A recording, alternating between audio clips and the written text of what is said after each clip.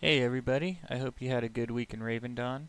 Now that I've hit level 26, I thought I'd come back with 5 more tips that I've picked up that I think are a little more geared towards people who have played a little bit and not so much towards people who are brand new to the game. Hope you enjoy.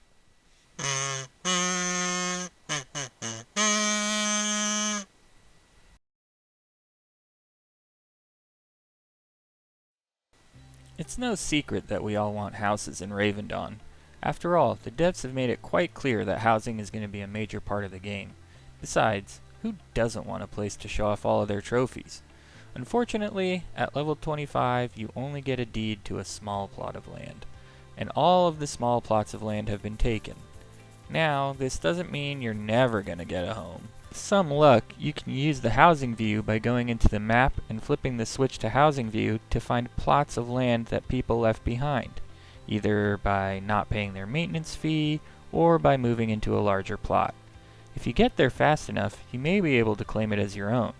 In the meantime, the devs have said that they will be expanding the community land in Ravencrest to include housing, but it will be slightly worse than the land you get in the world.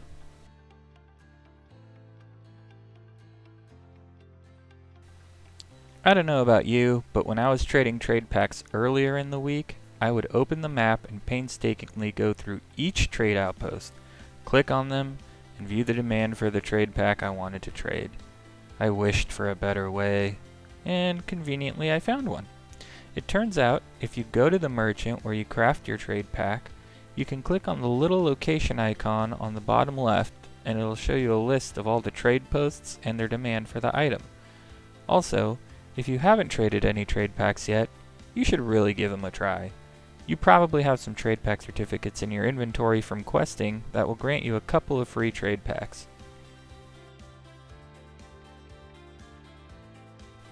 If you want to take a break from the relentless questing, but you still want to get a sense of progression, you should push the J key on your keyboard. This brings up the Artifacts journal. You might have noticed when you reached Sajecho Island that you randomly got drops called Lost Shipments. Well, this is what those are for.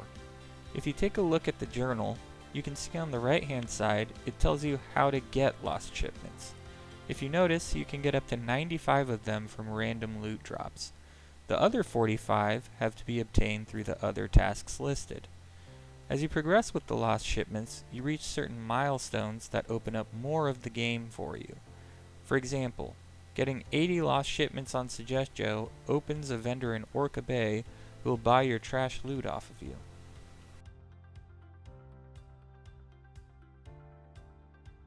A large part of this game seems to be Raven packs and the powerful cards within them that augment your abilities.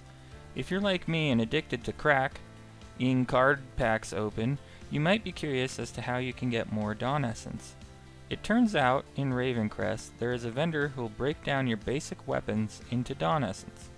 It's important to note that she only takes very basic weapons of basic quality and with no infusions on them.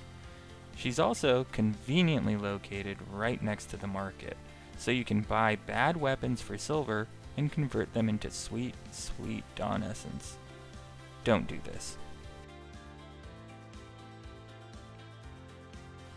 Last video we talked about how to sell loot, but I neglected to mention how to sell the higher tier stuff. This question gets asked a lot in global chat, but it couldn't be simpler. When you go to a vendor who's willing to purchase trash loot, you can open up the drop down on the bottom of the screen and set the loot tier to be higher than normal. This will make it so you can sell the higher tier stuff and hopefully free up a little bit of space in your inventory. Because I don't know about you, but inventory space has been the bane of my Ravendawn experience so far. And I know I can just buy more, but I've been trying to save my silver for a house when I eventually reach level 40 and all of the medium plots of land are gone.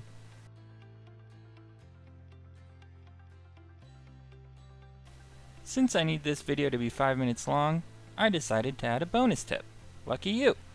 And since we're on the topic of inventories, I wanted to talk about splitting stacks. You've probably figured out by now that to split a stack you just drag an item to an empty slot. But if you've ever tried to split stacks of things that are in the hundreds, You've probably gotten frustrated by trying to split to an exact number with that dumb little slider. Next time you're splitting and the slider pops up, on your keyboard, type in how many you want and the slider will go to that number. I hope you've enjoyed these tips. If you found any of them useful, please let me know. Also, if you have any questions or future video ideas, leave them in the comments below and I'll hopefully get to them. Thanks for watching.